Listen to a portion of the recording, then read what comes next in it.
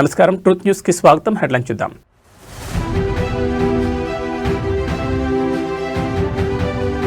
పశ్చిమాసియాలో యుద్ధ జ్వాలలు, ట్రంప్ డెడ్లీ వార్నింగ్.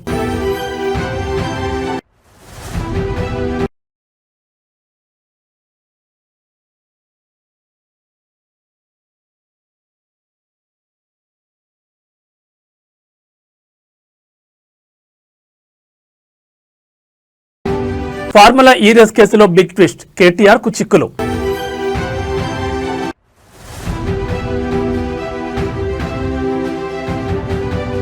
భక్తులకు టీటీడీ అలర్ట్, చంద్రగ్రహణం వేళ శ్రీవారి ఆలయం మూసివేత. ఇక డీటెయిల్స్ చూస్తే, భద్రాచలం ఆలయ అభివృద్ధి కోసం ఆంధ్రప్రదేశ్లో విలీనమైన 5 గ్రామ పంచాయతీలను తిరిగి తెలంగాణకు అప్పగించాలని సిపిఐ జాతీయ control commission chairman K Narayana demand చేశారు. రాజమహేంద్రవరంలో మీడియా ప్రతినిధులతో మాట్లాడిన ఆయన ఈ విషయంలో ఏపీ ముఖ్యమంత్రి చంద్రబాబు నాయుడు మానవతా దృక్పథంతో ఆలోచించాలని కోరారు. భద్రాచలం సీతారామచంద్రస్వామి దేవాలయం ఎంతో ప్రసిద్ధి చెందినప్పటికీ ప్రస్తుతం అక్కడ కనీసం ఆయన ఆలయ చెత్తను వేయడానికి కూడా స్థలం లేని దుస్థితి ఉందని నారాయణ ఆవేదన వ్యక్తం చేశారు. స్వామివారి విహారయాత్రలకు కూడా ఆటంకం కలుగుతోందని ఆయన గుర్తు చేశారు. ఇటీవల తెలంగాణ మంత్రి తుమ్మల నాగేశ్వరరావు సీఎం చంద్రబాబును కలిసి 5 గ్రామాలను కోరడాన్ని నారాయణ సమర్థించారు. ఈ ప్రతిపాదన అత్యంత సమంజసమైందని ఆయన పేర్కొన్నారు. రాష్ట్ర విభజన సమయంలో పోలవరం ప్రాజెక్టు కోసం 7 మండలాలను ఏపీలో కలిపిన విషయాన్ని ప్రస్తావిస్తూ ఇప్పుడు ఈ 5 గ్రామాల విషయంలో పట్టుదలకు పోకుండా 2 రాష్ట్రాల మధ్య సామరస్య పూర్వక పరిష్కారం లభించాలని ఆయన సూచించారు. మరి భద్రాచలం ఆలయ అవసరాల దృష్ట్యా ఏపీ ప్రభుత్వం ఈ 5 గ్రామాలపై ఎలాంటి నిర్ణయం తీసుకుంటుందో వేచి చూడాలి. ముజిబుర్ రహమాన్ చెప్పేసి 92-93% అతనికి ఓట్లేశారు. The biggest majority. అంటే ఆ దేశంలో ఉన్నటువంటి ఎంత మంచివాడైనా, ఎంత ప్రజలకు ఆప్తుడైనా వీళ్ళ ఇంట్రెస్ట్ తగ్గితే ఆమెను చంపేయడమే. దాని దయాదక్షిణ లేవు. అందులో క్రమంగా దీనిలోనే ఇప్పుడు కొమ్మిని చంపేశారు. సరే, ఆయన నెగిటివ్ పాజిటివ్ అది మనకు అనవసరం. ఆ దేశాధ్యక్షుడైనా ఆ దేశాధ్యక్షుడు ఉన్నవాటిని ఆ ప్రజలు తిరుగుబాటు చేసి ఓడిస్తే మనకు అభ్యంతరంలా. ఇప్పుడు బంగ్లాదేశ్ తిరుగుబాటు చేశారు, అట్లాగే శ్రీలంకలో తిరుగుబాటు చేశారు. అది వాళ్ళ ఇష్టం. ప్రజలు తిరుగుబాటు చేసి ఆ గవర్నమెంట్ ఓడించుకోవచ్చు, గెలిపించుకోవచ్చు.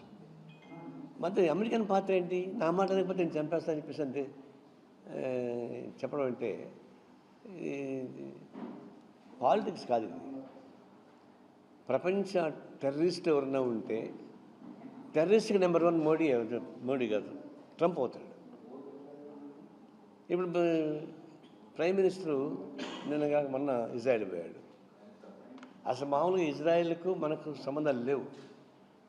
మోడీ వచ్చిన తర్వాతనే ఇజ్రాయెల్ సంబంధం పెట్టుకున్నాం. అంతకుముందు ఇజ్రాయెల్, ఎందుకంటే ఇజ్రాయెల్ పాలిస్తాన్ని చంపేస్తూ ఉంది, గాజాలను ద్రోహం చేస్తూ ఉంది, మానవత్వ రహితమైనటువంటి పద్ధతుల్లో ఆందోళన చేస్తున్నారు. కాబట్టి పొలిటికల్గా, బడ్జెటల్గా, ప్రోటోకాల్గా కూడా భారతదేశం ఇజ్రాయెల్ని సంబంధాలు పెట్టుకోలేదు. మోడీ వచ్చిన తర్వాతనే దాన్ని స్టార్ట్ చేశాడు. ఎందుకు? అమెరికా ట్రంప్ని ప్లీజ్ చేయడానికి. ఇప్పుడు మనం పోయాడు. ఎందుకు పోయాడికి? ఇజ్రాయెల్కి ఏం పని ఉంది? ఆడపోయి టెర్రరిజానికి వ్యతిరేకంగా మనం ఫైట్ చేద్దామని చెప్పేసి ప్రకటించాడు.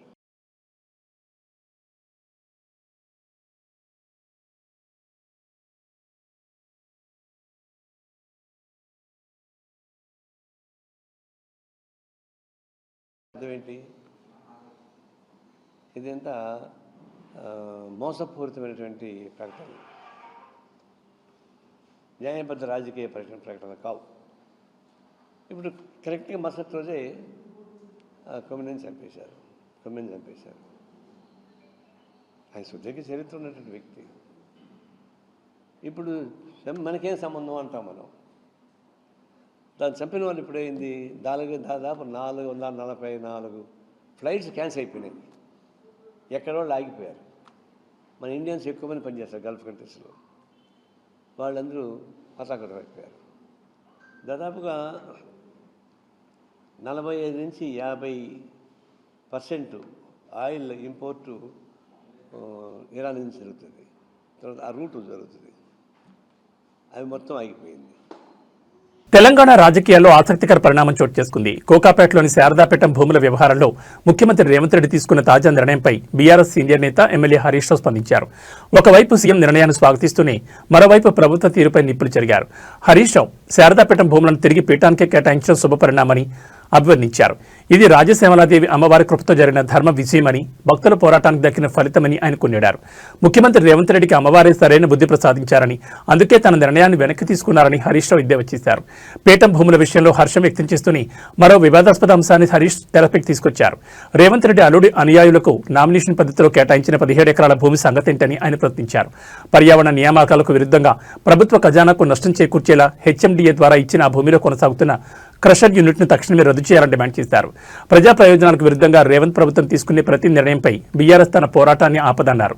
ఖజానాకు తూట్లు పొడిచే పనులను సహించేది లేదన్నారు హరీష్ రావు. రోడ్ యువతల మఠం ఉంది, రోడ్ అవతల 17 ఎకరాల ప్రభుత్వ స్థలం ఉంది. అక్కడ కట్టొచ్చు కదా. వాటర్ వర్క్స్ బిల్డింగ్ కట్టాలంటే, వాటర్ వర్క్స్ ఫెసిలిటీ చేయాలంటే అక్కడ కట్టొచ్చు కదా. అదేమో నీ అల్లునికి అప్పచెప్పినావు. ఇగో ఇది నేను సమాచార హక్కు చట్టంలో ఈ కోకాపేట్ లో సర్వే నంబర్ 239, 240లో మైనింగ్ కోసం ఎవరికైనా భూములు కేటాయించారా అని నేనే అడిగాను. ఇందులో స్పష్టంగా చెప్పినారు, సర్వే నంబర్ 239, 240లో భాగ్యలక్ష్మి మైన్స్ అండ్ మినరల్స్ వారికి మేము 10 ఎకరాల భూమి కేటాయించామని చెప్పారు.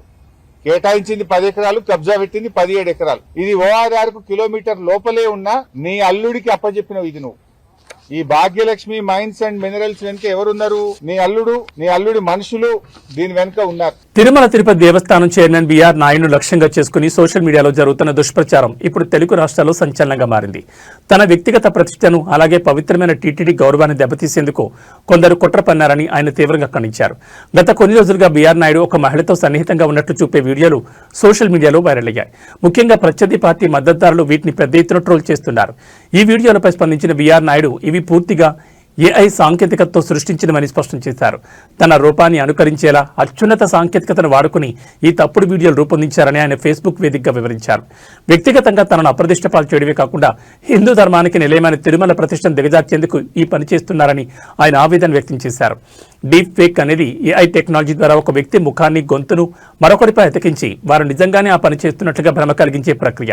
ప్రస్తుతం ఇలాంటి వీడియోను గుర్తించడం సామాన్యులకు కష్టతరంగా మారింది. సాంకేతికతను ఆసరాగా చేసుకుని జరుగుతున్న ఈ వ్యక్తిత్వ సహనంపై బీఆర్ నాయుడు చట్టపరమైన చర్యలకు సిద్ధమవుతున్నట్టు తెలుస్తోంది. మరి ఈ ఫేక్ వీడియోల మూలాలను సైబర్ క్రైమ్ పోలీసులు ఎలా ఛేదిస్తారో చూడాలి. మరి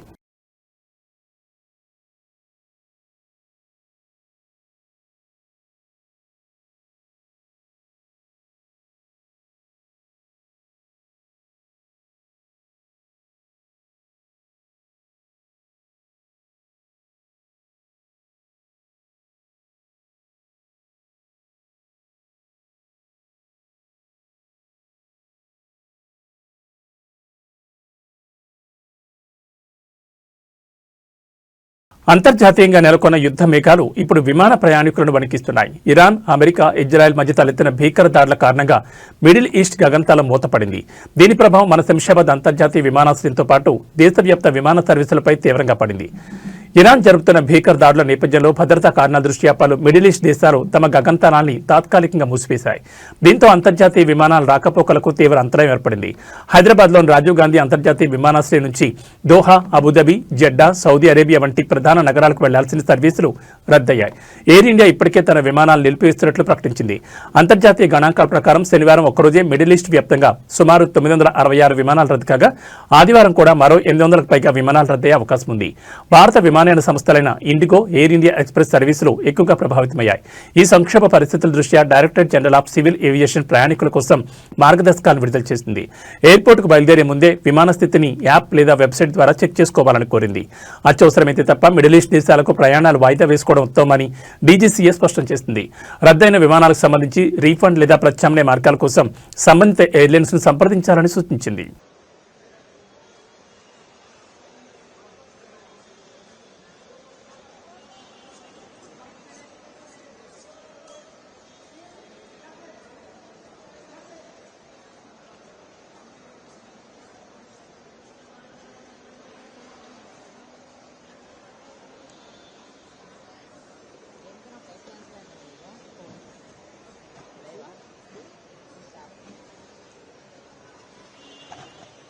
네, 안에 안 먹긴 해.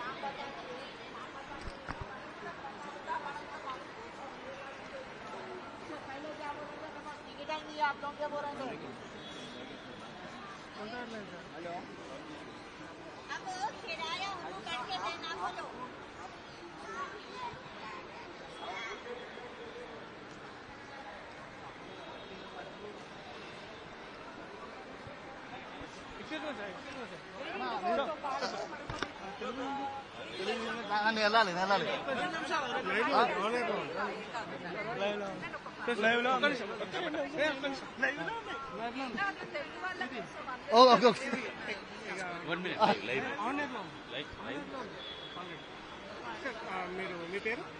జగన్ నా పేరు జగన్మోహన్ రెడ్డి. నేను యూకే వెళ్ళాలి, లండన్ ఎయిర్పోర్ట్. అవును సార్, ఇండిగో. నాది హైదరాబాద్ టు ముంబై ఏమో 10కి హైదరాబాద్, రీచింగ్ ముంబై 11:35. ఫ్రమ్ ముంబై నా ఫ్లైట్ 2:20. అంటే అదే మీకు తెలుసు, మిడిల్ ఈస్ట్ లో ఆబ్వియస్లీ సేఫ్టీ రీజన్స్ వల్ల చాలా ఫ్లైట్స్ క్యాన్సిల్ అయ్యాయని చెప్తున్నారు. తప్పదు కదండి, మాకు ఇంకా ఆప్షన్స్ ఏం లేవు. వాళ్ళు ఆప్షన్స్ ఏమైనా ఉన్నాయా ఆల్టర్నేట్ ఫ్లైట్స్ అంటే మీరు కాల్ చేయండి. తెలంగాణ రాజకీయాల్లో మరో బాంబు పేలబోతోందా? ఫార్ములా ఈ కార్ రేస్ వ్యవహారంలో మాజీ మంత్రి కేటీఆర్ చుట్టూ ఉచ్చు బిగిస్తోందా? ఈ కేసులో నిందితుడిగా ఉన్న సీనియర్ ఐఏఎస్ అధికారి అరవింద్ కుమార్ సంచలన నిర్ణయం తీసుకున్నట్టు తెలుస్తోంది. ఈ పరిణామం బీఆర్ఎస్ వర్గాల్లో గుబులు రేపుతోంది. ఫార్ములా ఈ రేస్ కేసులో A2 నిందితుడిగా ఉన్న అరవింద్ కుమార్ తాజాగా అప్రూవర్ గా మారేందుకు సిద్దమైనట్లు విశ్వసనీయ వర్గాల సమాచారం. తనపై విచారణ జట్లమవుతున్న నేపథ్యంలో ఏసీబీ అధికారులతో ఆయన సంప్రదింపులు జరుపుతున్నట్లు ప్రచారం జరుగుతోంది. మున్సిపల్ శాఖ ప్రిన్సిపల్ సెక్రటరీగా పనిచేసిన సమయంలో నిబంధనలకు విరుద్ధంగా కోట్లాది రూపాయల నిధుల మళ్లింపు జరిగిందని ఏసీబీ ఇప్పటికే గుర్తించింది. ఒకవేళ అరవింద్ కుమార్ అప్రూవర్ గా మారి సాక్ష్యం చెబితే అప్పటి మంత్రి కేటీఆర్ మేడకు ఈ కేసు గట్టిగా చుట్టుకునే అవకాశం ఉంది. అరవింద్ కుమార్ ను ప్రాసిక్యూట్ చేసేందుకు కేంద్ర పర్సనల్ అండ్ ట్రైనింగ్ శాఖ ఇప్పటికే అనుమతి ఇచ్చింది. అటు కేటీఆర్ ప్రాసిక్యూషన్ కు గవర్నర్ కూడా గ్రీన్ సిగ్నల్ ఇవ్వడంతో విచారణ వేగవంతమైంది. ఇటీవల జరిగిన ఐఏఎస్ బదిలీలో అరవింద్ కుమార్ కు ప్రభుత్వం ఎలాంటి పోస్టింగ్ ఇవ్వలేదు. ఛార్జిషీట్ దాఖలు చేసే లోపే ఆయన అప్రూవర్ గా మారి నిజాలు వెల్లడిస్తారని ఉత్కంఠ నెలకొంది. అరవింద్ కుమార్ నోరు విప్పితే ఫార్ములా ఈ రేస్ వెనుక ఉన్న అసలు కుట్టు బయటపడుతుందా? కేటీఆర్ మేడకు ఈ చిక్కులు ఎలా చుట్టుకుంటాయి అనేది ఇప్పుడు రాష్ట్ర రాజకీయాల్లో హాట్ టాపిక్ అయింది.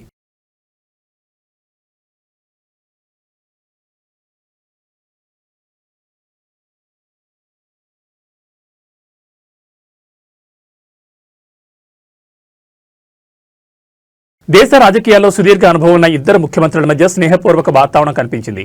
బీహార్ ముఖ్యమంత్రి నితీష్ కుమార్ పుట్టినరోజును పురస్కరించుకుని ఆంధ్రప్రదేశ్ ముఖ్యమంత్రి చంద్రబాబు నాయుడు ఆయనకు హృదయపూర్వక శుభాకాంక్షలు తెలిపారు. బీహార్ సీఎం నితీష్ కుమార్ ఈ రోజు తన 76వ జన్మదినాన్ని జరుపుకుంటున్నారు. ఈ సందర్భంగా ఆదివారం ఉదయం సోషల్ మీడియా ప్లాట్ఫామ్ ఎక్స్ వేదికగా చంద్రబాబు ప్రత్యేక సందేశాన్ని పోస్ట్ చేశారు. నితీష్ కుమార్ సంపూర్ణ ఆయురారోగ్యాలతో సంతోషంగా ఉంటూ సుదీర్ఘకాలం ప్రజాసేవలో కొనసాగాలని చంద్రబాబు ఆకాంక్షించారు. భారత రాజకీయాల్లో అత్యంత అనుభవజ్ఞులైన నాయకుల్లో నితీష్ కుమార్ ఒకరని, బీహార్ అభివృద్ధికి మరియు ప్రజల సంక్షేమానికి ఆయన చేస్తున్న కృషిని చంద్రబాబు ఈ సందర్భంగా ప్రశంసించారు. ప్రస్తుతం కేంద్రంలోని ఎన్డీఏ కూటమిలో తెలుగుదేశం పార్టీ మరియు జనతాదళ్ యునైటెడ్ కీలక భాగస్వాములుగా ఉన్న నేపథ్యంలో ఈ ఇద్దరు సీనియర్ నేతల మధ్య ఉన్న సాన్నిహిత్యం జాతీయ రాజకీయాల్లో ప్రాధాన్యత సంతరించుకుంది. నితీష్ కుమార్ పుట్టినరోజు సందర్భంగా దేశవ్యాప్తంగా పలువురు రాజకీయ ప్రముఖులు ఆయనకు శుభాకాంక్షలు తెలుపుతున్నారు. ప్రకాశం జిల్లాలో భారీ అగ్ని ప్రమాదం కలకలం రేపింది. టంగుటూరు మండలంలోని ప్రముఖ పొగాకు సంస్థ గాడ్ఫ్రే ఫిలిప్స్ ఇండియాలో ఆదివారం ఉదయం ఒక్కసారిగా మంటలు చెలరేగాయి. ఈ ప్రమాదంలో కోట్ల రూపాయల విలువైన ఆస్తి నష్టం వాటిల్లింది. కంపెనీలోని పొగాకు గ్రేడింగ్ యూనిట్ల మంటలు ఒక్కసారిగా చెలరేగి వేగంగా వ్యాపించాయి. దట్టమైన పొగతో పరిసర ప్రాంతాలు అంధకరమయంగా మారాయి. సమాచారం అందుకున్న వెంటనే అగ్నిమాపక యంత్రాలు ఘటనా స్థలానికి చేరుకున్నాయి. సిబ్బంది చాకచక్యంగా వ్యవహరించి మంటలు పక్కనే ఉన్న ఇతర గిడ్డంగులకు వ్యాపించకుండా అడ్డుకోగలిగారు.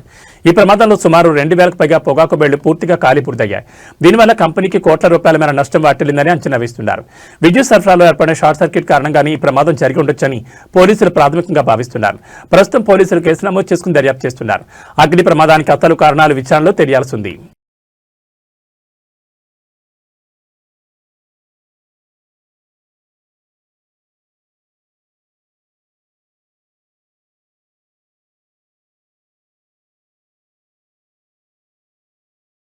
ఆంధ్రప్రదేశ్లో పెను విషాదం చోటు చేసుకుంది. కాకినాడ జిల్లా సామర్లకోట మండలం వేట్లపాలెంలో బాణసంచా తయారీ కేంద్రంలో జరిగిన భారీ పేలుళ్లో 20 మంది కార్మికులు అక్కడికక్కడే సజీవ దహనమయ్యారు. మరో 10 మందికి పైగా తీవ్ర గాయాలతో ఆసుపత్రిలో మృత్యుతో పోరాడుతున్నారు.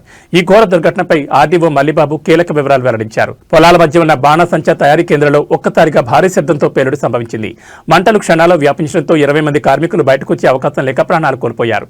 ఈ పరిశ్రమకు ఈ ఏడాది మార్చి 31 వరకు లైసెన్స్ ఉందని ఆర్డీఓ మల్లిబాబు స్పష్టం చేశారు. అయితే 6 షెడ్లలో భారీ ఎత్తున పోలీసుల నిబంధనలకు విరుద్ధంగా తయారీ సాగుతోందని ప్రాథమిక విచారణలో తేలింది. ప్రమాదం జరిగిన వెంటనే తయారీ కేంద్రం యజమాని అక్కడి నుంచి పరారయ్యారు. పోలీసులు కేసు నమోదు చేసుకుని నిందితుల కోసం గాలింపు చర్యలు చేపట్టారు. గాయపడిన వారిలో 6గురిని కాకినాడ జీజీహెచ్కు తరలించారు. బాధితుల్లో కప్ప వెంకటలక్ష్మి, మోర్తా శ్రీను, కె శ్రీను, చిటికెల్ లక్ష్మి ఉన్నట్లు అధికారులు గుర్తించారు. ప్రస్తుతం ఘటనా స్థలంలో సహాయక చర్యలు కొనసాగుతున్నాయి. మృతుల సంఖ్య ఇంకా పెరిగే అవకాశం ఉందని తెలుస్తోంది. నిబంధనల ఉల్లంఘన వల్లే ఈ ఘోరం జరిగిందా అన్న కోణంలో అధికారులు విచారణ చేపడుతున్నారు. చాలా బాధాకరం, చాలా దురదృష్టకరం. నేను సంఘటన దగ్గరికి మాధవ్ గారు అందరు నాయకులు పోయి చూసాం. హృదయ విదారకమైనటువంటి సంఘటన. అది చూసినప్పుడు చాలా బాధ కలిగింది. ఈ సంఘటన మొత్తం కలిసి ఇప్పటికి 20 మంది చనిపోయే పరిస్థితికి వచ్చారు. 9 మంది హాస్పిటల్లో చేరి క్రిటికల్గా ఉన్నారు. 2 సేఫ్గా ఉన్నారు. మొత్తం కలిసి 31 మంది.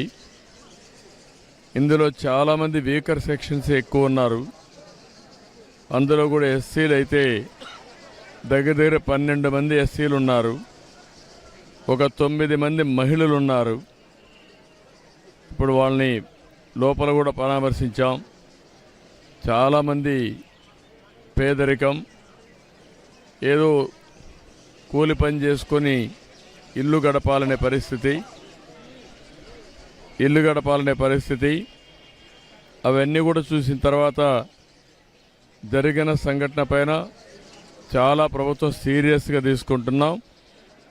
ఈ సంఘటన ఇటీవల ఒక సంఘటన జరిగింది. దానిపైన ఒక ఎంక్వైరీ వేసాం. ఎంక్వైరీ రిపోర్ట్ కూడా పంపించాం. యాక్షన్ తీసుకోమని చెప్పిన తర్వాత రెండో సంఘటన జరిగింది.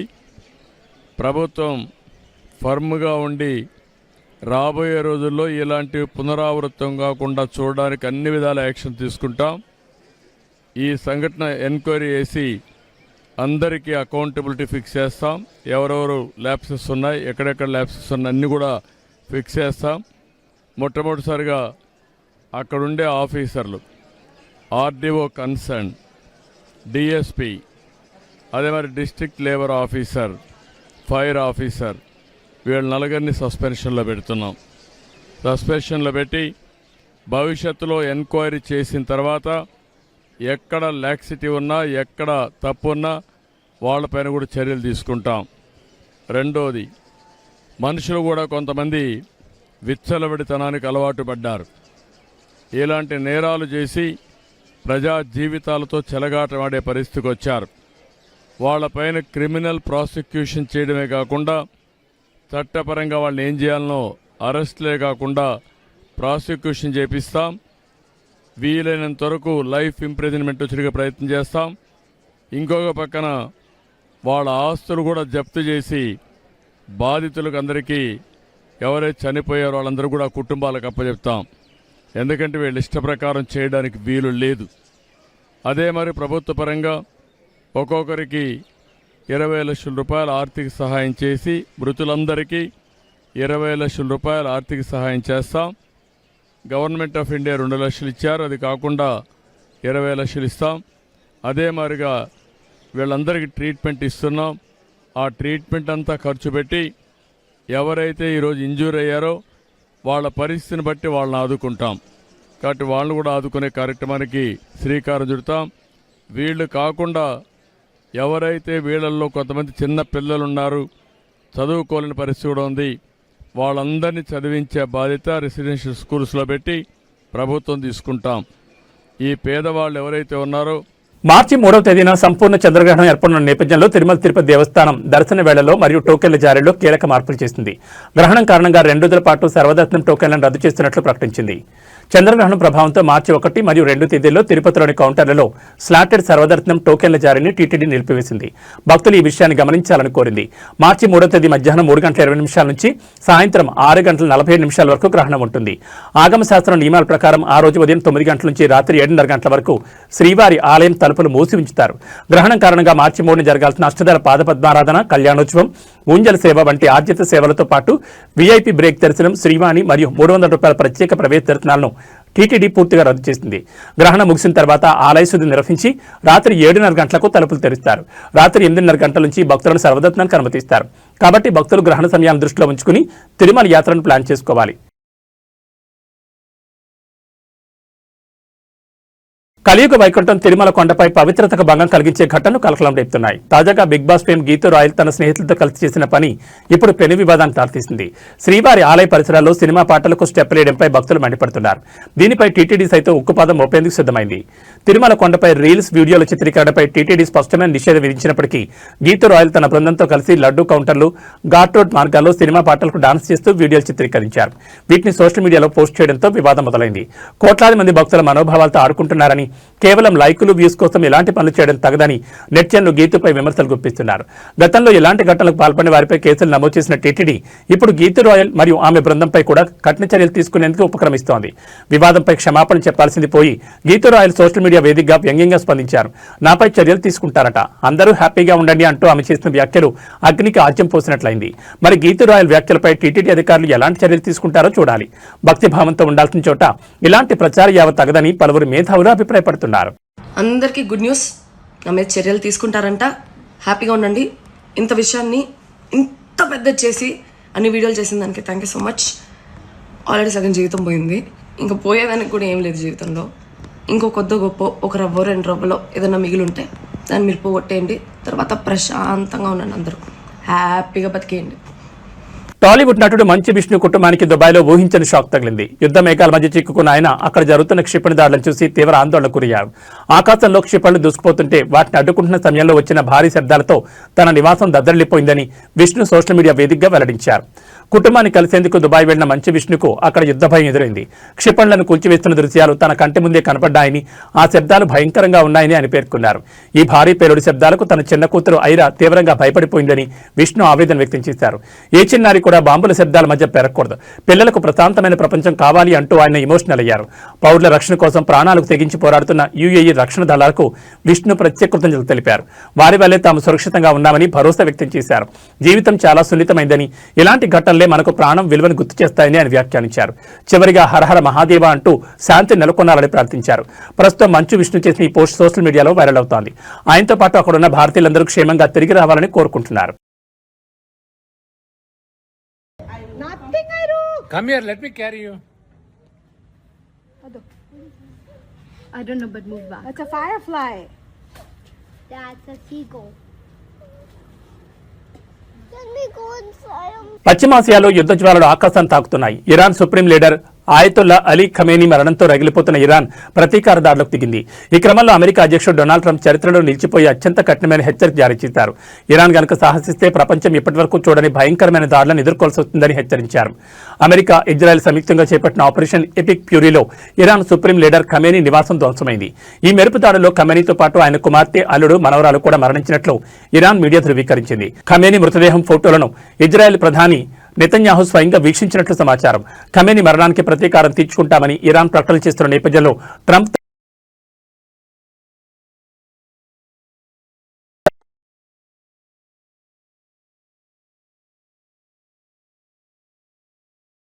అమెరికా సైనిక స్థావరాలపై ఇరాన్ క్షిపణులతో విరుచుకుపడింది. దీంతో గల్ఫ్ ప్రాంతమంతా ఇప్పుడు యుద్ధభూమిని తలపిస్తోంది. ప్రస్తుతం గల్ఫ్ దేశాల్లోని విమానయాన రంగాలు స్తంభించిపోయాయి. అగ్ర రాజ్యాల మధ్య నెలకొని ఈ ఘర్షణ ఎటు దారితీస్తుందో అన్న భయం ప్రపంచవ్యాప్తంగా నెలకొంది.